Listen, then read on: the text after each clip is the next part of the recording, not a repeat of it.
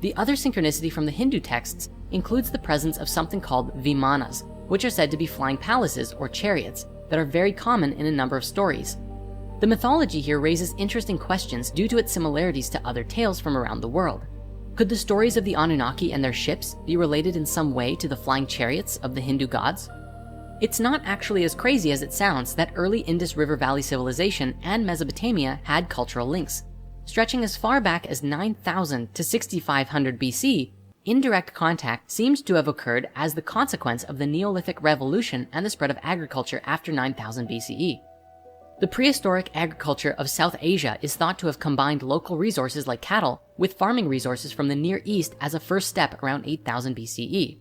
At the site of Mehrgarh in Pakistan around 7,000 BCE, full sets of Near Eastern agricultural products can be found, stuff like wheat and barley, as well as goats, sheep, and cattle. Later on, trade kind of exploded between the two regions, with stuff like clove heads from the Moluccas being found at Tel Ashara, different kinds of shells and beads being found at various sites around 2500 BCE, and of course, lavishly decorated cylinder seals depicting mythological scenes or animals. The bottom line is, with trade happening pretty consistently until the Indus civilization collapsed, it's almost common sense to acknowledge that cultural ideas and mythologies also got exchanged. In this, even the real mythologies themselves are fascinating and have tons of curious connections throughout without needing to elaborate on them.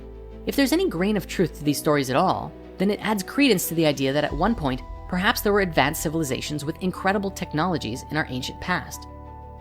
Now, looking at our story regarding the fall of Atlantis and the influence of these other beings in the Mesopotamian accounts, it appears that countless cultures have been influenced by these Near Eastern schools of thought, from the Persians to the Greeks, and even much later, it appears as though the Judeo-Christian religions all seem to stem from each other like branches of a tree.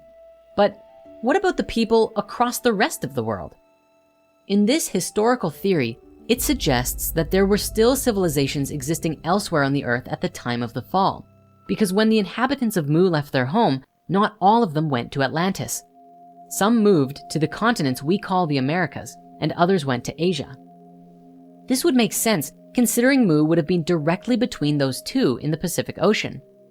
With this idea, we see this theory begin to explain how different spiritualities developed in different regions of the world. The Lemurians who did not migrate to Atlantis would not have had the same experiences that the Atlanteans did with the fall. And if the stories are true, neither would they have become more left-brain thinkers. And so after the fall, their spiritualities would have developed based on their environments and any supportive influence from those who made it through with their memories intact. When we observe the world's religions today, there are really three main forms that we can identify. Firstly, we have the Western faiths, which are generally the Abrahamic ones, Judaism, Christianity, and Islam, but which relate with the Greek, Persian, and Egyptian mystery schools from thousands of years prior. Next, we have the Eastern spiritualities like Taoism, Buddhism, Shinto, and so on, which are more to do with connecting with the spirit of nature or going deep within yourself to cultivate inner peace and stillness. Generally, these paths are less seen as religions, but ways of life and traditions to create harmony in one's life.